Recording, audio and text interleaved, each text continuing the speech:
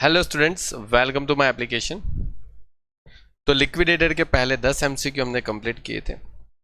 आगे अभी practical MCQ ज़्यादा है तो प्रैक्टिकल एमसीक्यू पे फोकस करेंगे। और प्रैक्टिकल एमसीक्यू में सबसे पहले आज 11वां क्वेश्चन, क्योंकि 10 क्वेश्चन हमने ऑलमोस्ट कंप्लीट कर लिए थे। अगेन यहाँ पर आप 2% कर देना, ठीक है, क्योंकि ये सभी पीडीएफ में थोड़ा मिस्टेक है। चलिए देखो क्या बोला। On the date of liquidation, book of the company show the balance of the unsecured creditors। जो unsecured creditors को हमें 1,54,000 रुपये देने हैं, लेकिन बेचारे लिक्विडेटर के पास 127,500 ही है।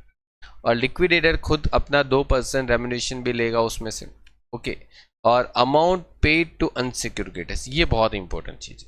लिक्विडेटर जो पैसा लेगा ना रेम्युनरेशन का, वो amount paid to unsecure, unsecure को जितना पेमेंट करेंगे ना उसका 2% लेगा।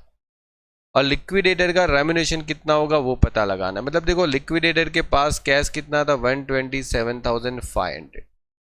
अगर लिक्विडेटर को रेम्युनरेशन देना है तो अगर इसका कितना परसेंट देना है, 2/102, मतलब ये आ जाएगा 25।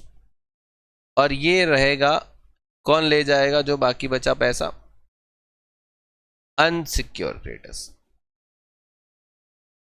ओके। एक सेकंड में यहां पर लिखता हूं ताकि मैं कुछ समझा पाऊं यहां पर। अच्छा,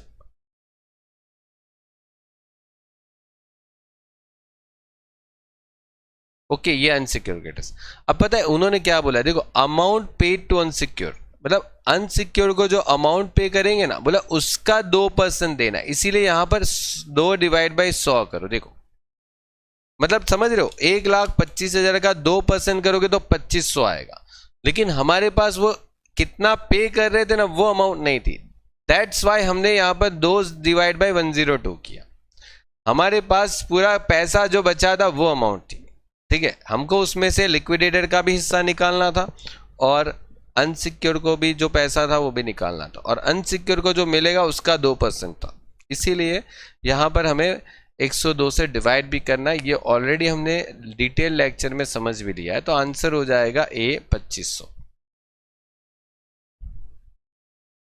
हाँ, अब देखो ये जो क्वेश्चन है वो यूनिवर्सिटी ने लास्ट ईयर पेपर में पूछा था। The liquidator of the company has a cash on hand 58,000 after paying the preference share holder and capital structure is as follows. 2,000 equity share है और 100 ईच है और 80 पेड अप है। 1,400 B equity share है और 100 ईच है, 60 paid up है। और ये भी आपके पास 100 ईच है, 40 पेड अप है, ओके। आपको क्या बोला गया, find out the amount of capital deficiency and rate of distribution of same, okay. देखो आपको यहाँ पर कैपिटल डेफिशिएंसी निकालनी। तो सबसे पहले आपके पास ए, बी और सी। ए शेयर जो है ना वो 2,000 थे, बी शेयर जो है वो 1,400 थे और सी शेयर जो है वो 1,600 थे। इन सब ने जो पेड अप किया था ना वो 80, 60 और 40 किया था, ठीक है। तो देखो 2,000 इंटू 80 करोगे तो 1,60,000 मिलेगा। 1,400 इंटू 60 करोगे तो 84,000 मिलेगा। और 1,600 इंटू 40 करोगे तो 64,000 मिलेगा। और इन सब का टोटल करोगे ना तो 3,08,000 मिलेगा। और ये जितना भी कैश बचा है वो अगर आप लेस कर देते हो तो आपको मिल जाता है कैपिटल डेफिशिएंसी। ये ऑलमोस्ट हमने लॉन्ग क्वेश्चनों में किया है। मैंने आपको बोला था ना कि अगर आपने लॉन्ग क्वेश्चन किए ना तो आपको ऐसे छोटे छोटे क्वेश्चन तो आ ही जाएंगे। इसको बोलते हैं हम कैपिटल डेफिशिएंसी। और कैपिटल डेफिशिएंसी जो है वो यहाँ पर 250 आ रही है। तो अभी आपके पास 250 दो जगह पर है। अब ए और सी में से कौन सा आंसर होगा वो भी अभी पता लग जाएगा। देखो आपको यहां पर रेशियो पता लगाना कि कौन से रेशियो में हम कैपिटल डेफिशिएंसी को डिस्ट्रीब्यूट करते हैं। तो 1,200, 1,400 और 1,600, सॉरी 2,000, 1,400 और 1,600, 2,000, 1,400 और 1,600, ओके। और एक खास याद रखो, यहां पर जो आपका शेयर है ना वो सब 100-100 के ही। तो इन सब को 100 से मल्टीपल करने का अभी कोई मतलब बनता नहीं है। तभी मल्टीपल तभी होता है जब सैर की वैल्यू क्या होती है, अलग होती है, ठीक है। बिकॉज फिर मल्टीपल करने से कोई मतलब टाइम वेस्ट है। तो आप अगर इसका रेशियो बना लोगे तो 3 0 निकाल लोगे तो 20, 14 और 16, और अगर आप इसमें से कॉमन निकाल सकते हो तो 2 कॉमन निकलेगा तो 10, 7 और 8, ठीक है। और ये 2 कॉमन निकलने के बाद आपका जो रेशियो बनेगा वो 10, 7 और 8 है। मतलब आपका ये वाला आंसर करेक्ट है, ए ऑप्शन, ठीक है। कंप्लीट। चलिए आगे बढ़ते हैं। अब देखो, the company went into liquidation, okay, its asset realise 7 lakhs, asset से 7 lakhs मिला, okay. Explaining the security held by the secure creditors, okay. Following balance shown in the books of company, okay. 1 lakhs इक्विटी शेयर, ₹10 each, 10 lakhs, okay. Secure creditors के पास जो security realise हुई 80,000, उसका 70,000 तो सिक्योर क्रेडिटर्स ही ले जाएंगे। Preferential, unsecured, debenture, liquidation expense और लिक्विडेटर का remuneration. Find out amount paid to unsecure creditors, मतलब अनसिक्योर को कितना पेमेंट मिलेगा। बोलिए कैसे करेंगे, सोच के बताओ थोड़ा सा। चलिए देखो मैं बताता हूं। देखो कंपनी के पास कैश कितना था, कंपनी के पास एसेट से कितना पैसा रियलाइज हुआ। देखो एसेट से 7 लाख मिला, ओके। तो मैं यहां पर लिख देता हूं कि कंपनी को एसेट से रियलाइज हुआ, एसेट रियलाइज वो पूरा 7 लाख हुआ।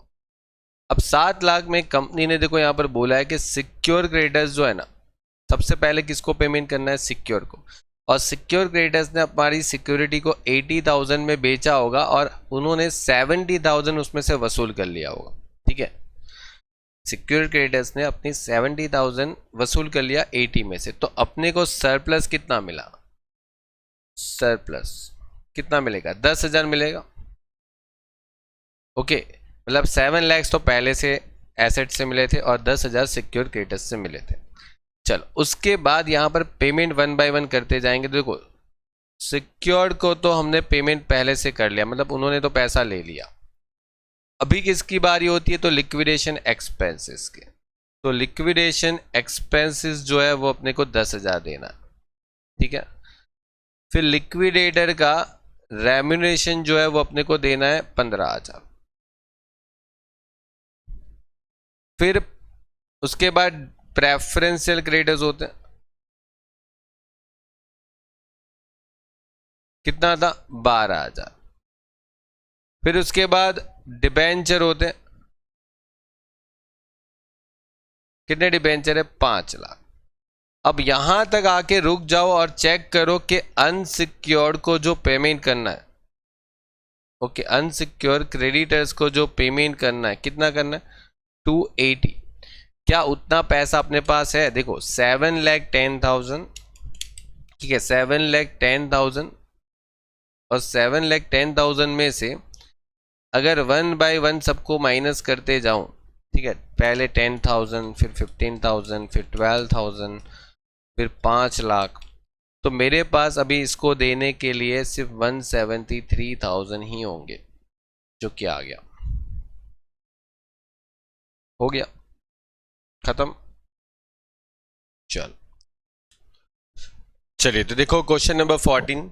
अब देखो क्वेश्चन नंबर 14 एक मोस्ट इंपोर्टेंट क्वेश्चन है और यूनिवर्सिटी ने प्रीवियस एग्जाम में पूछा था, ठीक है।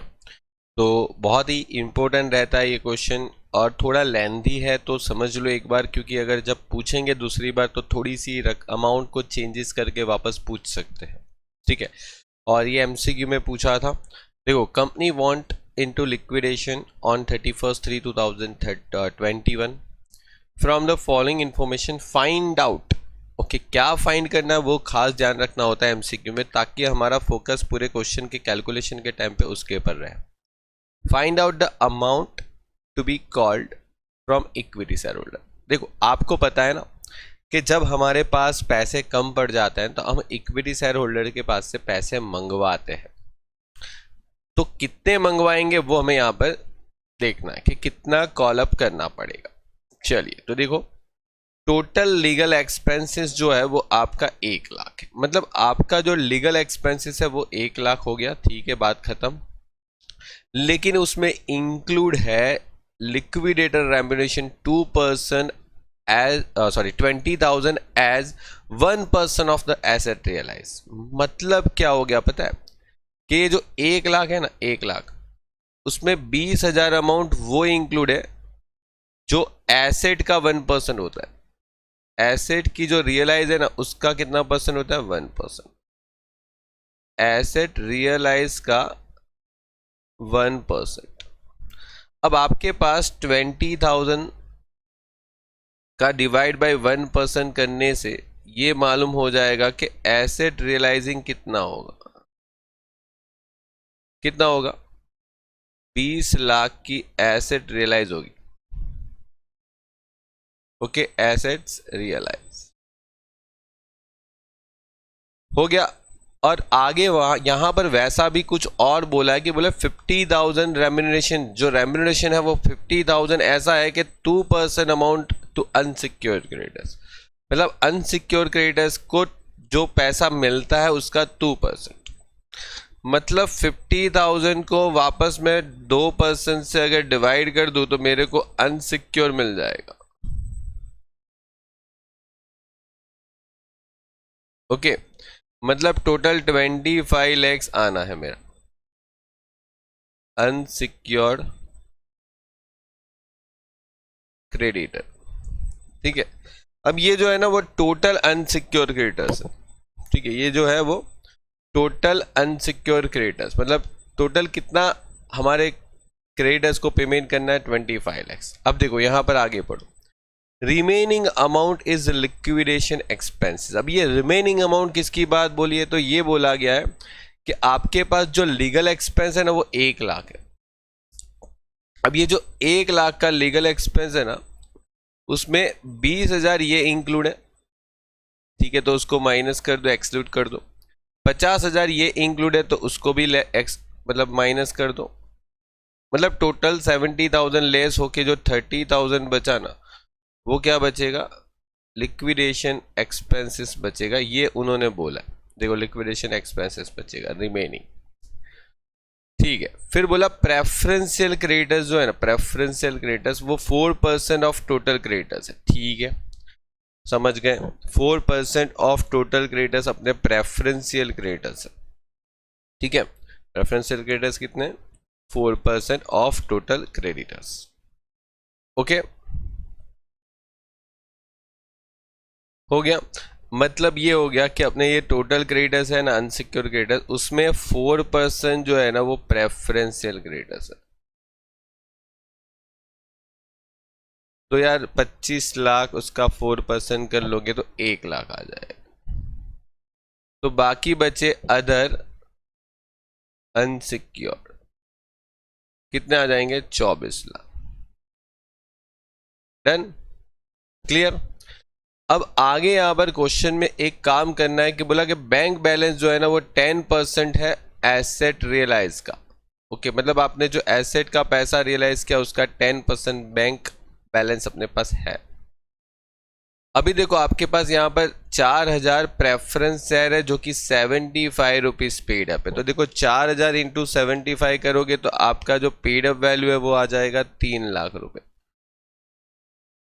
फिर 12,000 को अगर 25 पेड अप से मल्टीपल कर लोगे तो 12,000 इंटू 25 आपका आंसर आ जाएगा 3 लाख रुपए। और यहां पर 40,000 को अगर 10 रुपए पेड अप से मल्टीपल करे तो 4 लाख रुपए आ जाए। अब देखो आपको करना क्या है, आप जब यहां पर लिक्विडेटर स्टेटमेंट बनाओगे ना, है ना, तो आपको यहां पर बैंक बैलेंस लिखना है और एसेट से जो पैसा मिला ना, एसेट रियलाइजिंग से, ओके, वो आप लिखोगे। अब एसेट रियलाइजिंग से आपको पता है कि 25 लाख रुपए मिले और ये 25 लाख का ये 25 लाख रुपए का, सॉरी 25 नहीं 20 लाख रुपए मिले, सॉरी सॉरी सॉरी 20 लाख मिले मेरे आंखों के सामने। 20 लाख है, ये रहा देखो 20 लाख। ये 20 लाख जो है ना, उसका 10% आपके पास बैंक बैलेंस था, मतलब 2 लाख हो गया। मतलब इन शॉर्ट आपके पास अभी 22 लाख रुपए कैश है। आपके पास कितना कैश है? 22 लाख रुपए, है ना, ये आपके पास कैश है अभी। अब आप सामने धीरे धीरे लोगों को पेमेंट करोगे, ठीक है। तो आपको टोटल पेमेंट कितना करना है? तो देखो, एक तो लिक्विडेशन एक्सपेंसेस जो है वो आपको यहाँ पर देखो, मैंने कैलकुलेशन भी करवाया था लिक्विडेशन एक्सपेंसेस का, 30,000। फिर लिक्विडेटर को जो हम रेम्यूनरेशन देते थे ना, वो 2 तरीके से दिया था, एक 20,000 दिया था, एक 50,000 दिया था। मतलब ओवरऑल मैं 70,000 लिख देता हूँ, ठीक है। फिर हमारे पास प्रेफरेंशियल क्रेडिटर्स जो थे वो उन्होंने यहाँ पर कैलकुलेशन करके बोला था क्या, देखो 4% प्रेफरेंशियल क्रेडिटर्स है, तो मतलब मैंने बोला था 1 लाख रुपए, ठीक है। ये रहा यहाँ पर देखो 4 लाख। फिर बाकी 24 लाख जो है वो अनसिक्योर होगा, अनसिक्योर, ठीक है, क्योंकि बीच में डिबेंचर आता है, वो डिबेंचर क्वेश्चन में है नहीं, ठीक है। तो 24 लाख रुपए वो हो गए। फिर हमें प्रेफरेंस शेयर को पैसा देना था। अब प्रेफरेंस शेयर को कितना पैसा देना था? बोले 3 लाख, ठीक है। प्रेफरेंस शेयर को 3 लाख देना था, देखो ये रहा, प्रेफरेंस शेयर को 3 लाख देना था, तो हम 3 लाख प्रेफरेंस शेयर को दे देंगे, ठीक है। और 3 लाख इक्विटी को देना है और 4 लाख वापस इक्विटी को देना है, ठीक है। मतलब समझो इक्विटी शेयर को 3 लाख और 4 लाख मिला दिया जाए तो 7 लाख रुपए देने। मतलब अगर इस तरफ टोटल करें ना, तो अपनी टोटल लायबिलिटी आ जाएगी, देखो 30,000, 70,000, 1 लाख, फिर 24 लाख, फिर 7 और 3 मिला के, एक सेकेंड,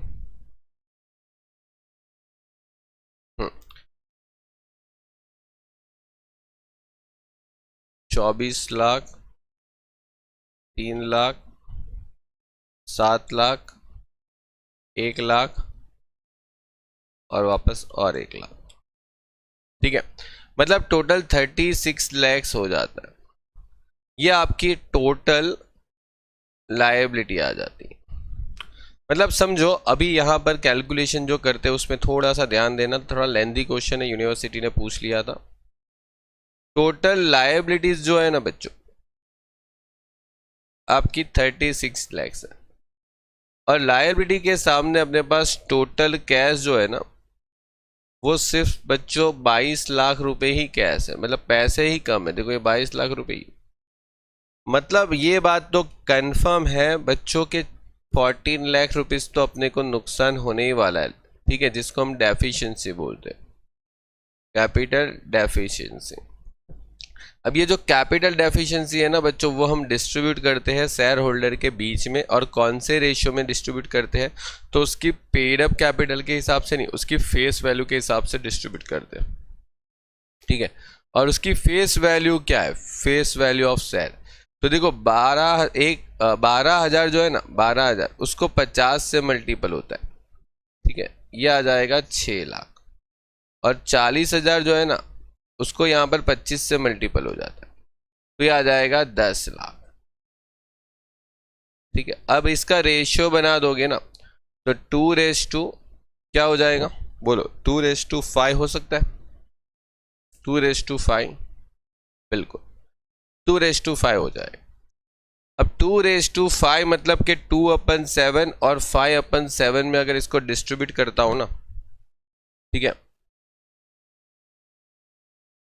अरे सॉरी स्टूडेंट्स, 3:5 आएगा, नॉट 2:5, 3:5 आएगा, ठीक है, 3:5 आएगा। और 3:5 में अगर मैं इसको डिस्ट्रीब्यूट करता हूँ ना, तो ये 3/8 आ जाएगा और ये 5/8 आ जाएगा।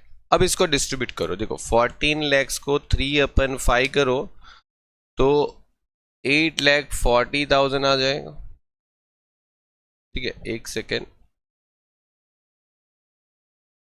नहीं, यहाँ पर फिर से एक कैलकुलेशन मिस्टेक है। ओके, 14 लैक्स को अगर 3/8 करें ना तो आपका आंसर आ जाएगा 5,25,000, और 14 लैक्स को 5/8 कर दे तो यहाँ पर आंसर आ जाएगा 8,75,000। ये तो आ गया कैपिटल डेफिशिएंसी। अब उसमें पेड अप कितनी है? पेड अप आपने कितना किया था? देखो, इक्विटी शेयर और प्रेफरेंस शेयर ने पेड अप कितना किया था? इक्विटी शेयर ने पेड अप किया था 3 लाख, और यहाँ पर 4 लाख दूसरे शेयर ने पेड अप किया था। प्रेफरेंस शेयर का पेड अप नहीं देखते, ठीक है। और ये आ जाएगा 3 लाख रुपए, और ये आ जाएगा 4 लाख रुपए। और इसको अगर आप लेस करते हो ना तो यहां पर डायरेक्ट आपका आंसर आ जाएगा 225, और ये आंसर आ जाएगा 475। मतलब देखो क्या क्वेश्चन पूछा था, ये बी वाला आंसर आ गया अपना करेक्ट। देखो क्वेश्चन थोड़ा लेंथी है मानते हैं, लेकिन शायद 1 या 2 क्वेश्चन ऐसे आ सकते हैं जिसमें आपको थोड़ा टाइम कंज्यूम करना पड़ सकता है, ठीक है। ज़्यादा टाइम जाएगा तो हो सके तो आपने जितना लॉन्ग क्वेश्चन किया होगा ना तो ही ये समझ में आएगा। और ये कोई शॉर्ट क्वेश्चन नहीं है, ये एक तरीके से पूरे लॉन्ग क्वेश्चन को शॉर्ट में बना के पूछा है उन्होंने, ठीक है। और ये प्रीवियस एग्जाम में पूछ चुके हैं, तो आप थोड़ा ध्यान रखिए इस बात को, ठीक है। ऐसा ना समझे कि इतने लॉन्ग क्वेश्चन नहीं आ सकते, एटलीस्ट 1 या 2 क्वेश्चन तो लॉन्ग पूछेंगे ही पूछेंगे जिसमें आपका थोड़ा सा टाइम जाएगा।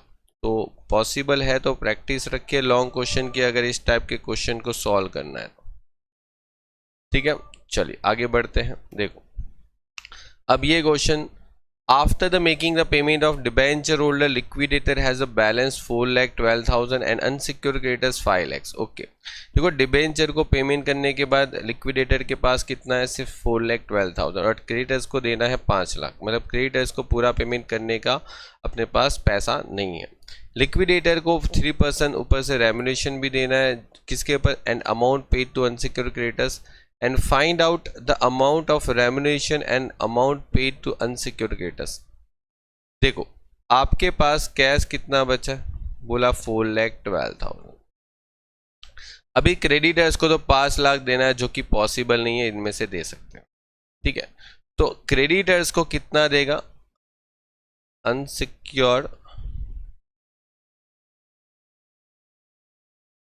अनसिक्योर्ड क्रेडिटर्स को कितना देना है? तो अनसिक्योर्ड क्रेडिटर्स को जितना भी मिलेगा ना उसका 3% आपको रेम्युनरेशन देना, ठीक है। क्या देना? रेम्युनरेशन। लेकिन अपने पास तो ये अमाउंट है जिसमें से हम रेम्युनरेशन लेस करके बाकी बचा पैसा किस में बांट देंगे? अनसिक्योर्ड में। तो अगर इसका करना है तो हमें 3/103 करना पड़ेगा, मतलब 4 lakh into 3/103। Okay sorry, 4,12,000 into 3/103 कितना आ जाएगा? 12,000। और जैसे 12,000 हम पे करेंगे, बाकी बचा 4 लाख किस में पे कर देंगे? अनसिक्योर्ड में। ओके, तो देखो बोला भी है कि कितना अमाउंट आना चाहिए? 12,000 और 4 लाख। हो गया। चल अब देखो ये भी एक मोस्ट इंपोर्टेंट क्वेश्चन है, ओके ऐसा समझो, क्योंकि यूनिवर्सिटी ने इसको भी प्रीवियस ईयर के एग्जाम में पूछा था।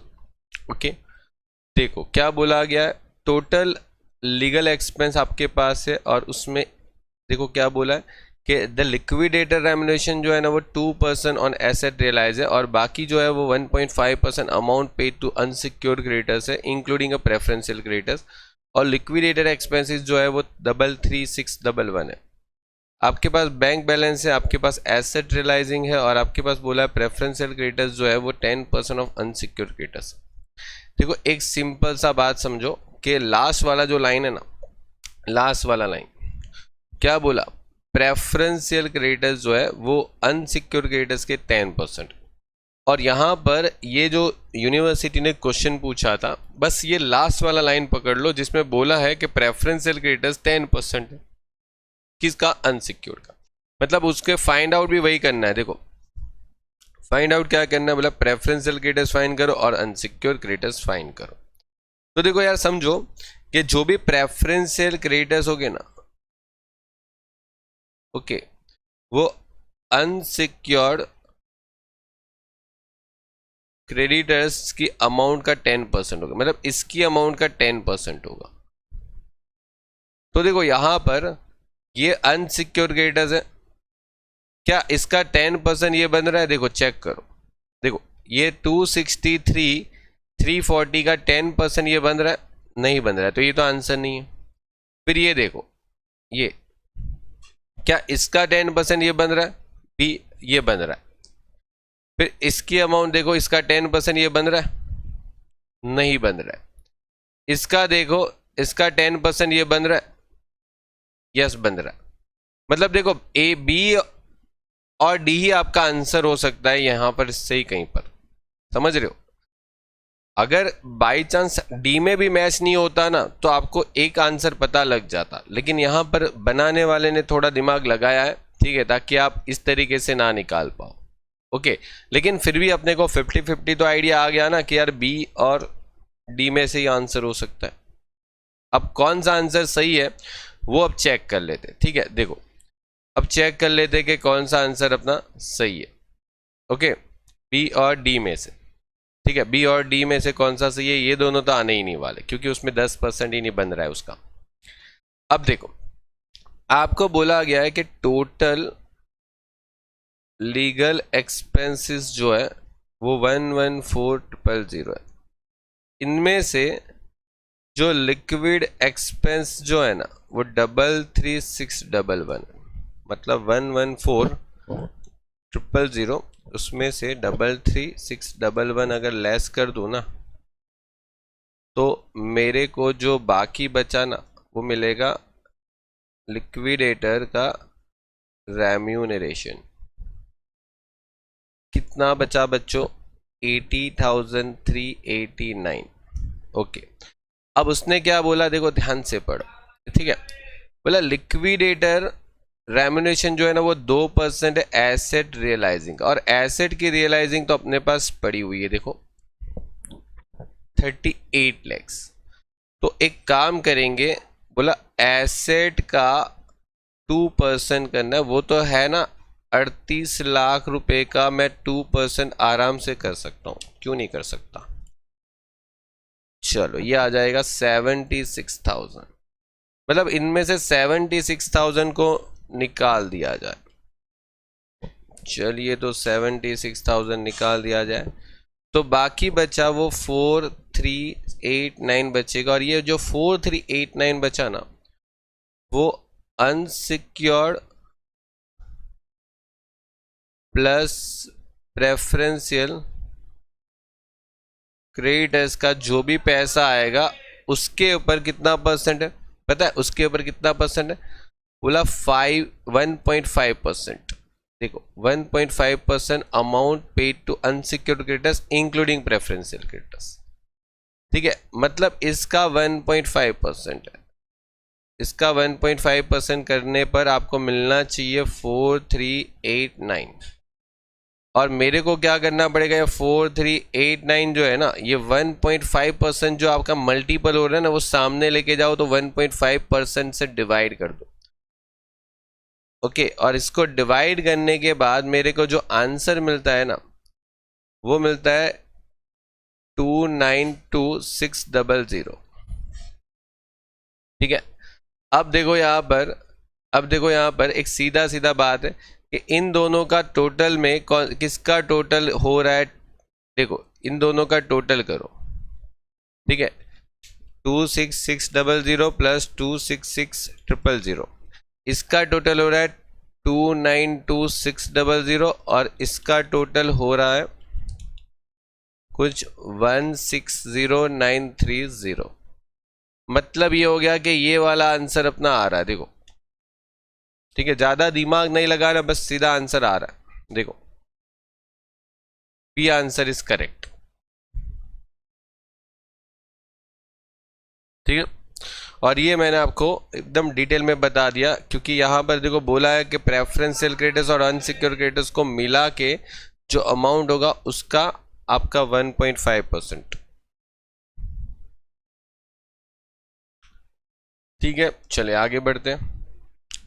On a liquidation of the company realized the sales of the asset is 2,25,000 and amount due 2,55,000 including 7,500 preferential creditors. Liquidator is entitled to remuneration 3% on asset realized and 2% amount distributed to the unsecured creditors.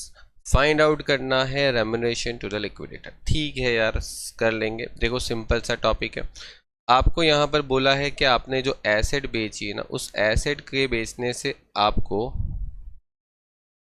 Assets realise कितना मिला 225,000 और उसने बोला amount due to 2,55,000 including 7,500 preferential creditors. Liquidator को remuneration देना amount realise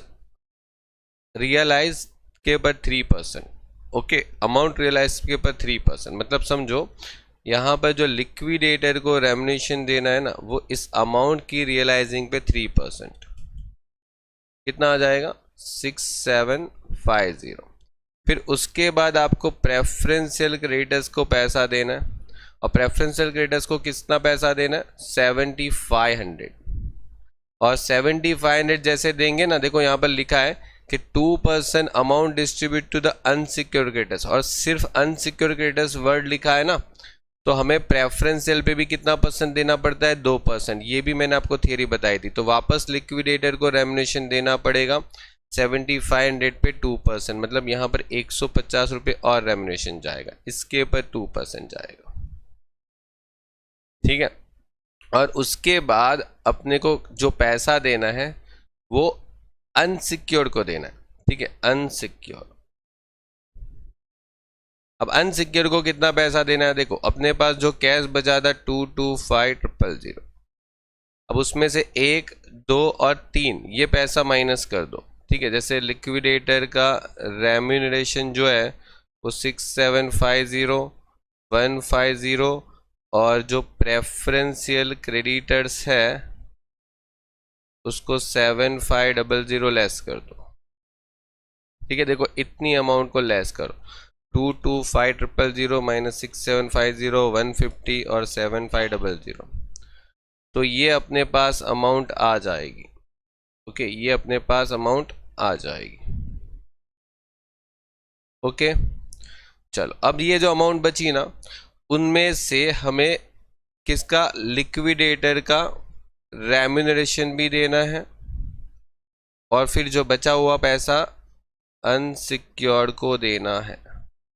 okay, तो देखो यहाँ पर आपको बोला 2%, तो हम 2 डिवाइड बाई 102 करेंगे। ठीक है, 2 डिवाइड बाई 102, और ऐसा करने से यहाँ पर 4 एक सेकेंड, अच्छा ऐसा करने से अपने को मिलेगा यहाँ पर 4,129।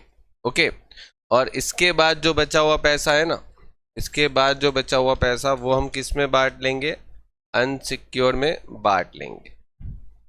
अब देखो आपको ये पूछा है कि लिक्विडेटर को रेम्यूनरेशन कितना मिला है, तो देखो ये अमाउंट भी लिक्विडेटर को मिल रही है, ये अमाउंट भी लिक्विडेटर को ही मिल रही है। ठीक है, ये दोनों मिला के लिक्विडेटर को जाएगा, और लास्ट में 4,129 भी लिक्विडेटर को जा रहा है। मतलब आपको जो पैसा देना है लिक्विडेटर को वो देना है 11,029। ये आपका आंसर आ जाएगा। ओके, देख लो। चलिए आगे बढ़ते हैं। चलिए तो देखो क्वेश्चन नंबर 18 से स्टार्ट करें। तो क्वेश्चन नंबर 18 में क्या बोला है, तो क्वेश्चन नंबर 18 में the company went into liquidation on 31/3/2012 and balance with the liquidator after the payment of unsecured creditors is after the payment of unsecured is rupees 1,235,000। मतलब देखो यहां पर 1,325,000 बैलेंस है लिक्विडेटर के पास, और फाइंड आउट क्या करना है, तो बोला find out the capital deficiency, लेकिन पर शेयर फाइंड करनी है। एक शेयर पे कैपिटल डेफिशिएंसी कितनी होगी, तो देखो सबसे पहले तो यहाँ पर शेयर के साथ उसकी जो पेड अप वैल्यू है ना वो देखो कि मतलब 2,000 शेयर पे 80 रुपीज पेड अप है, तो मतलब टोटल 1,60,000 रुपये पेड अप है। और 3000 के साथ 7 रुपीज, 3000 के साथ 7 रुपीज। ओके, तो मतलब 21,000। मतलब देखो यहां पर अनसिक्योर्ड को पेमेंट हो चुका है, और अनसिक्योर्ड को पेमेंट होने के बाद प्रेफरेंस और उसके बाद इक्विटी को जाता है। और इक्विटी को पेमेंट कितना करना है, इक्विटी कैपिटल को पेमेंट कितना करना है, 181,000। ठीक है, ये रहा, दोनों का टोटल कर लो, इतना पेमेंट इक्विटी को करना है। ठीक है, इतना रुपीज हमें इक्विटी शेयर होल्डर को देना है, लेकिन अपने पास कैश कितना अवेलेबल है, देखो कैश अवेलेबल है 123,500, 123,500। डेट मीन्स के 57,500 आपकी क्या आ जाएगी, कैपिटल डेफिशिएंसी आ जाएगी। अब ये जो कैपिटल डेफिशिएंसी आई ना, वो आपको पर शेयर निकालनी है, एक शेयर के ऊपर कितनी डेफिशिएंसी होगी वो। मतलब देखो 2000 शेयर जो है वो 100 रुपए का है। ठीक है, ये 100 रुपए का शेयर है, और जो 3000 शेयर है ना वो 10 रुपए का है। ओके, तो मतलब ये कितना हो जाएगा, 2 लाख, और ये कितना होने वाला है, 30,000। मतलब टोटल अगर फेस वैल्यू देखे ना तो कितनी हो जाएगी, 2,30,000। ये आपकी टोटल फेस वैल्यू हो गई। अभी मुझे क्या करना है, देखो यहां पर एक काम करना है, या तो 100 जो है या तो 10 जो है, या तो 100 या तो 10। आपको नंबर ऑफ शेयर पता लगाने हैं, और वो नंबर ऑफ शेयर जो है ना या तो 100 के बेसिस पे पता लगा दो। ठीक है, या तो 100 के बेसिस पे पता लगा दो, या तो फिर 10 के बेस पे, मतलब बेस बनाओ। देखो 2,30,000 जो शेयर है ना वो 100 के बेस पे ले लो, तो कितने शेयर हो जाएंगे, 2300 शेयर हो जाएंगे। ओके, तो ये जो आपके पास यहां पर जो नंबर्स है कैपिटल डेफिशिएंसी, उसको 2300 से डिवाइड करोगे ना, 2300 से डिवाइड करोगे तो आपको मिलेगा 25। और ये पता है किसका आपको वैल्यू मिला, ये आपको कैपिटल डेफिशिएंसी मिली जो शेयर आपने 100 रुपए का लिया था। आपके पास 100 रुपए का शेयर कौन सा था, ए शेयर। ये ए शेयर जो है ना वो 100 रुपए का था, तो ये ए शेयर की कैपिटल डेफिशिएंसी है, ए शेयर की डेफिशिएंसी। अभी मुझे बी शेयर की डेफिशिएंसी निकालनी हो तो क्या कर सकता हूं, तो देखो यहां पर बी शेयर का डेफिशिएंसी भी मिल सकता है, बी शेयर का भी डेफिशिएंसी आराम से मिल सकता है। ये 100 रुपए वाले शेयर की डेफिशिएंसी, ठीक है, 100 रुपए वाले शेयर की डेफिशिएंसी कितनी है, 25। तो मतलब देखो आपको मिल गया कि 100 रुपए के शेयर की डेफिशिएंसी 25 आई, तो 10 रुपए के शेयर की डेफिशिएंसी कितनी आ सकती है, मिल जाएगा 2.5। तो आपका आंसर क्या हो जाएगा, डी। देख लो 100 रुपए के शेयर की डेफिशिएंसी आ गई, तो आप 25 के शेयर के भी निकाल सकते हो गया। आगे बढ़ते हैं, सेम क्वेश्चन है। देखो आपको वापस यही बोला है कि after the payment of unsecured creditors आपके पास 45,000 रुपीज है, and the company following the share capital 500 का शेयर है जो कि 100 रुपए का है और वो 80 रुपीज पेड अप है, और 3000 शेयर है जो कि 10 रुपए का है और 7 रुपीज पेड अप है। चलो वापस देखते हैं, 500 इंटू 80 मतलब कितना आ गया, 40,000। ये मैं पेड अप ले रहा हूं, पेड अप कैपिटल। उसके बाद है 3000 इंटू 7 मतलब 21,000, मतलब टोटल 61,000 आपको पे करना। मतलब इक्विटी कैपिटल कितनी पे करनी है, 61,000। आपके पास कैश कितना अवेलेबल है, बोला कि 45,000। Okay, 45,000 available. तो आप क्या करोगे, इसमें माइनस करो। ठीक है, 61,000 माइनस 45,000 मतलब 16,000। अब ये 16,000 का जो है वो टोटल डेफिशिएंसी आ गई। ओके, टोटल क्या आ गई, deficiency, capital deficiency, total capital deficiency. Okay, short में लिख देता हूं। अब यहां पर आपके पास 500 शेयर थे जो कि 100 रुपए वाला था। देखो ये 500 शेयर कितने थे, 100 रुपए वाले, तो मैं मतलब 50,000 लिख सकता हूं। और 3000 शेयर जो है वो 10 रुपए वाला है। ठीक है, 3000 शेयर है, उसकी फेस वैल्यू कितनी है, 10। तो ये आ गया टोटल फेस वैल्यू कितना हो गया 30,000, मतलब यहां पर हो जाएगा 80,000। अभी मैं इसको नंबर ऑफ शेयर में बदलू और मैं कोई भी एक के आधार पे बदल देता हूं, जैसे मतलब मेरे पास जो ए शेयर है वो 100 रुपए का और बी शेयर है वो 10 रुपए का, तो मैं कोई भी एक के आधार पे ले लेता हूं, जैसे 100 रुपए के शेयर को बेस बना देता हूं। ठीक है, मैं 100 रुपए के शेयर को क्या बना देता हूं, बेस बना देता हूं। ठीक है, लेकिन यहां पर देखो कैपिटल एफिशिएंसी का भी मैं पॉइंट करवा देता हूं। अगर इस क्वेश्चन में कैपिटल एफिशिएंसी पूछे तो क्या करना, 800 शेयर आ गया। ठीक है, और आपको क्या करना है, ये 16,000 को 800 से डिवाइड कर देना, मतलब क्या आंसर आ जाएगा, 16,000 डिवाइड बाई 800 हो गया 20। मतलब जो शेयर 100 रुपए का है उसकी डेफिशिएंसी 20 आ जाएगी, तो 100 रुपए के शेयर की डेफिशिएंसी जो 20 है, तो 10 रुपए के शेयर की डेफिशिएंसी कितनी हो जाएगी, 2 रुपए। ठीक है, जो इसके अगले वाले क्वेश्चन में किया था। क्लियर, लेकिन अपने को यहां पर डेफिशिएंसी थोड़ी पूछी, अपने को यहां पर क्या पूछा, अलग ही कुछ पूछा है। ठीक है, देखो क्वेश्चन एक जैसा है लेकिन पूछने का जो तरीका है उससे आपका आंसर बदलेगा एमसीक्यू के अंदर। Find out the amount paid to equity share holder, मतलब इक्विटी शेयर होल्डर को कितना अमाउंट पे करेंगे वो पूछा है। तो हमें क्या करना है, ये दोनों को इक्विटी शेयर की फेस वैल्यू के हिसाब से डिस्ट्रीब्यूट कर देना। ठीक है, मतलब अपने पास देखो इक्विटी को 61,000 देना था, अभी अपने पास सिर्फ 45,000 ही है। ठीक है, तो अब हम क्या करें, तो मैं पहले क्या करूंगा, डेफिशिएंसी निकालूंगा, उस डेफिशिएंसी को हम क्या करेंगे, उसके फेस वैल्यू के हिसाब से रेशियो में डिस्ट्रीब्यूट कर लेते हैं। इसका रेशियो क्या है, 5:3। तो 5:3 मतलब 5/8 हो जाएगा और यहाँ पर 3/8 हो जाएगा। तो 16,000 डिवाइड बाई 8 इंटू 5, मतलब यहाँ पर डेफिशिएंसी इसको आएगी 10,000 और इसको डेफिशिएंसी कितनी आ सकती है,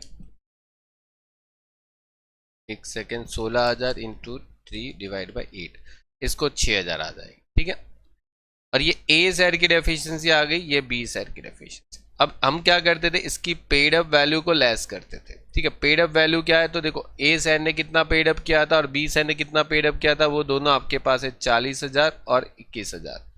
तो इसने 40,000 पे किया था और इसने 21,000 पे किया था, तो दोनों को लेस कर देते, जैसे 10,000 के बदले 40,000 पे किया था, तो इसको 30,000 कंपनी क्या करेगी, पेड करेगी, और 6,000 और 21,000 और यहाँ पर इसको 15,000 पे करेगी कंपनी। मतलब कंपनी ए शेयर होल्डर को 30,000 पे करेगी और बी शेयर होल्डर को 15,000, तो ए शेयर होल्डर को 30,000 ये रहा, ए ऑप्शन में आ जाएगा। ठीक है, ऑप्शन ए आ जाएगा। ठीक है, देख लो, चलिए आगे बढ़ते हैं। The company went into the liquidation and liquidator was realized 24 lakhs from the asset and liquidator was entitled to get 74,000 remuneration, which is 3% on asset realizing and 2% on unsecured creditors. Okay, unsecured creditors is 4 times then the preferential creditors. Find out the amount of unsecured creditors. देखो क्या बोला, liquidator को asset कितने में मतलब मिला, asset का पैसा कितना मिला, 24 लैक्स, और यहां पर आपको बोला कि लिक्विडेटर को जो रेम्यूनरेशन जो मिलता है ना, वो कुछ 74,000 मिल रहा है, और उस 74,000 में उन्होंने ये बोला कि एसेट की वैल्यू का 3% तो रेम्यूनरेशन देना ही देना, मतलब 24 लाख की एसेट और उसका 3% करते हैं 72,000 आता है। मतलब एसेट की वैल्यू का 3% 72,000 मतलब रेम्यूनरेशन देते हैं। तो बाकी जो बचा रेम्यूनरेशन है ना 74,000 में से, वो किसके लिए दिया होगा, तो वो दिया होगा 2% amount paid to the unsecured creditors. ठीक है, वो जो होगा वो अनसिक्योर्ड पे 2% दिया होगा, और वो 2% का आंसर कितना है आपके पास, 2,000। तो ये 2,000 को डिवाइड बाई 2% कर देंगे तो आपको अनसिक्योर्ड मिल जाएगा। तो चलो 2000 का 2% से डिवाइड कर दिया तो अनसिक्योर्ड का अमाउंट आ जाएगा 1 लाख। ओके, अब देखो एक बात यहां पर समझना, आपको बोला अनसिक्योर्ड क्रेडिटर्स जो है ना वो 4 टाइम्स है देन प्रेफरेंशियल क्रेडिटर्स, मतलब इसमें से अनसिक्योर्ड, देखो ये जो अनसिक्योर्ड आया ना वो सिर्फ अनसिक्योर्ड नहीं है, अनसिक्योर्ड जो है ना वो विथ प्रेफरेंशियल क्रेडिटर्स। बिकॉज देखो आपको मैंने डिटेल लेक्चर में सिखाया हुआ है कि जब भी अगर आपको बोले कि 2% amount paid to unsecure creditors, आपको सिर्फ अनसिक्योर क्रेडिटर्स का वर्ड यूज कर दे वो लोग, ठीक है, तो इसका मतलब ये हो जाता है कि आपको अनसिक्योर्ड और प्रेफरेंशियल उन दोनों पे 2% देना पड़ेगा, ठीक है, अनसिक्योर्ड और प्रेफरेंशियल वो दोनों पे 2% देना पड़ेगा। मतलब यहां पर जो आपका 2% है ना उसको जब आप डिवाइड करते हो 2% से तो आपको अनसिक्योर जो मिलेगा वो विथ प्रेफरेंशियल मिलेगा, तो आपको अनसिक्योर अलग करना है। ओके, अनसिक्योर क्रेडिटर्स और प्रेफरेंशियल क्रेडिटर्स। अब सवाल में क्या बोला है कि अनसिक्योर क्रेडिटर्स 4 टाइम्स है प्रेफरेंशियल क्रेडिटर्स से, मतलब अगर प्रेफरेंशियल क्रेडिटर्स 1 होगा ना तो ये इसका 4 टाइम्स होगा, मतलब ये 4 होगा, तो हो गया ना 1:4, समझ लो इसको 1:4, तो 1 डिवाइड बाई 4 और सॉरी 1 डिवाइड बाई 4 नहीं, 1:4 मतलब 1 डिवाइड बाई 5 हो जाएगा, ठीक है, 1:4 होगा ना, अगर प्रेफरेंशियल क्रेडिटर्स को अगर 1 एज्यूम कर ले तो ये 4 हो जाएगा, तो 1 डिवाइड बाई क्या हो जाएगा 5 और यहाँ पर 4 डिवाइड बाई 5। अब देखो 1 लाख का 1 divide by 4 sorry 1 divide by 5 और 4 डिवाइड बाई 5 कर लो तो ये 20,000 आ जाता है और ये 80,000 आ जाता है। हो गया, मतलब आपको क्या बोला, find out amount of unsecure creditors जो कि 80,000 होगा, देख लो। ओके कंप्लीट, देख लो।